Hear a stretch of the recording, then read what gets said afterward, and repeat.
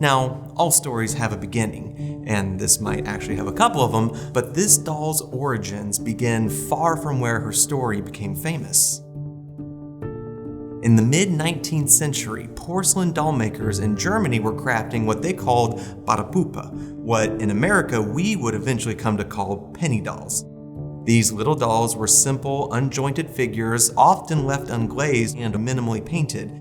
They came in a variety of sizes, were sturdy and affordable. They were the kind of toys that even families of modest means could afford.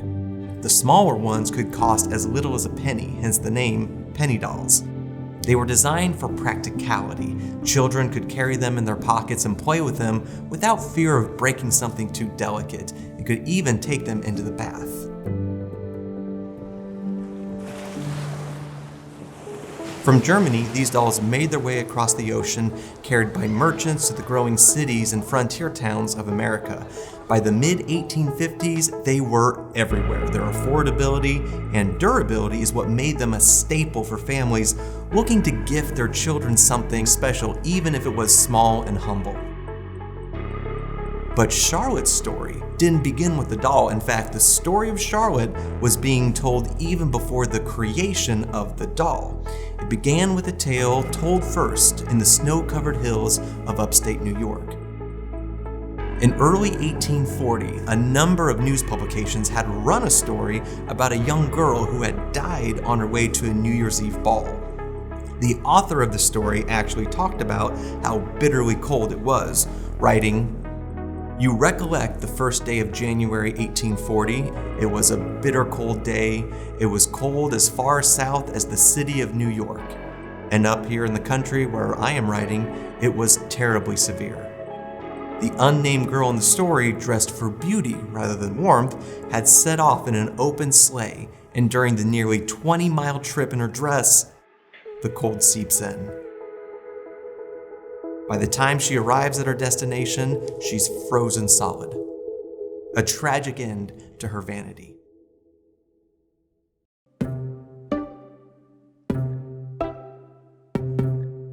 And this story was told a bunch.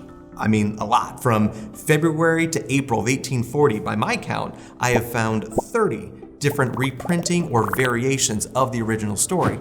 And we're talking from Maine down to Florida, Missouri, Wisconsin, and all the way over to Wales and Yorkshire in the UK in just those months. This story, it was everywhere. It was the 1840s version of going viral.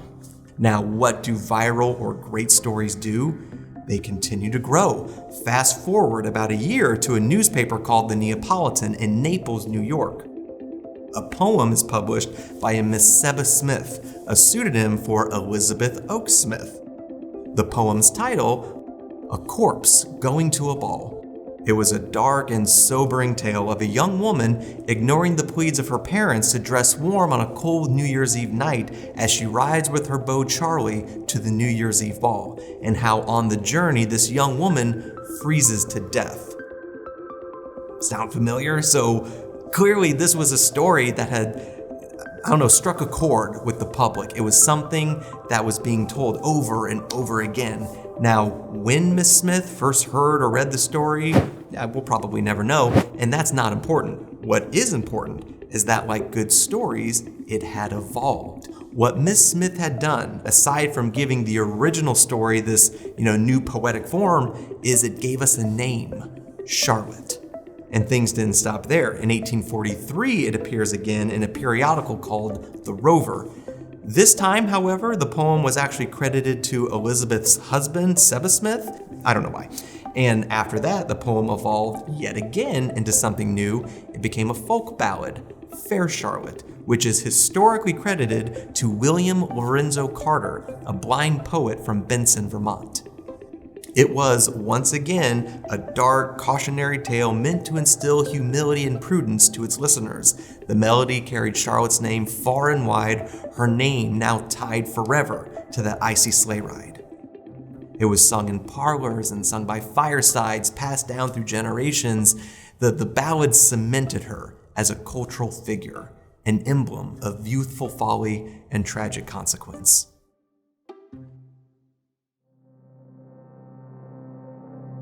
But how did the story of Fair Charlotte and these little porcelain dolls come together? Because remember, these dolls weren't even being created until the 1850s, but the story of Charlotte was already being told for nearly a decade before that. It clearly was a well-known story, or at least a well-known name. And if you look back at the old advertisements for the dolls themselves in the 19th century, they are never referenced as Frozen Charlottes. So how did that bond happen? By the early 20th century, collecting dolls was becoming kind of a big deal. People weren't just buying dolls for their kids anymore. They were gathering, preserving, and displaying them. It was this whole new hobby, and collectors were diving into the history of these little porcelain figures. But here's the thing. By then, these simple little porcelain dolls had pretty much just fallen out of favor. They were just old news. New toys, mass production, and all these kind of flashy innovations had made the dolls just seem kind of boring. Kids were moving on to things with moving parts and bright colors, and these stiff little dolls, they were just left behind. And this is where doll collectors really got creative. Around the 1940s, doll collectors started linking the story of Frozen Charlotte to these porcelain dolls. Now, whether that was for financial reasons, like, hey, if we give these dolls kind of a cool backstory, maybe we can sell them for more, or just because they love the history, I don't know. But it seems pretty perfect. I mean, the stiff, frozen pose, the pale, delicate features, it fits so perfectly with the tale of the girl who froze to death in her sleigh ride. The story of Charlotte was already deeply ingrained in the minds of the people, making it far easier for collectors to connect it to the dolls rather than invent an entirely new tale. It gave the dolls a name that was haunting, but more importantly, memorable. They essentially got rebranded. They weren't just simple toys anymore. They were a piece of folklore. And that story, that name, that made them intriguing again. Suddenly, these forgotten little figures were desirable, not just for what they were, but for the story they carried. And for these little dolls, it turned what might have been a forgotten piece of history into something collectors still treasure today.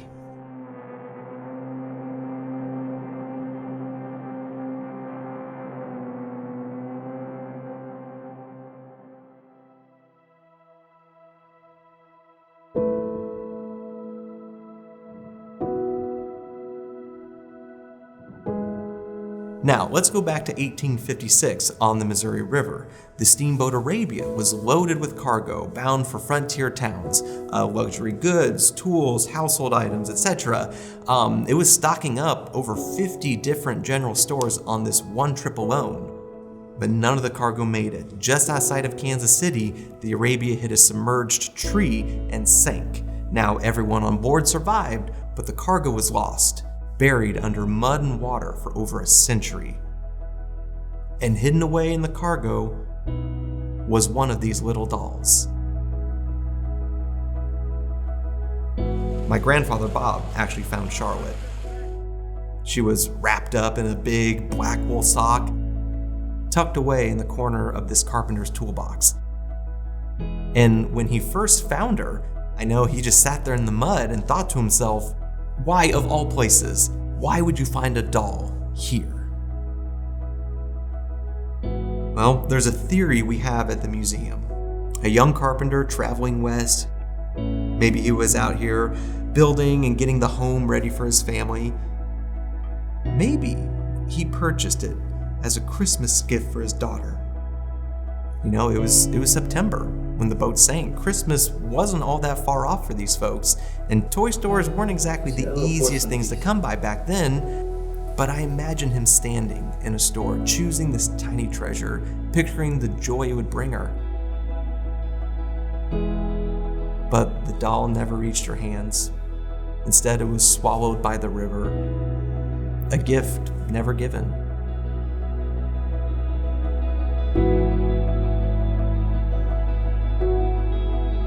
The story of Frozen Charlotte has been many things over the years. A cautionary tale, a haunting ballad, a piece of folklore, and even a name for a humble doll. And yet through all its transformations, it's remained something that connects us to the past. Today, frozen Charlotte dolls are cherished by collectors, not just for their simplicity, but for the stories they carry. And here's the thing about stories: they don't really stay still. They travel, they change shape, they're told, they're retold, they're reimagined, they're handed down over time. And sometimes they resurface in the most unexpected ways. And maybe that's what makes a good story so powerful. It doesn't live in the past. It finds its way into the present. Maybe that's why we keep telling them. Because in the end, stories are how we connect with history, with each other. They're sometimes how we make sense of the world and how we can find meaning in the smallest of things. It would be good for my daughter. Like a tiny porcelain doll, frozen in time.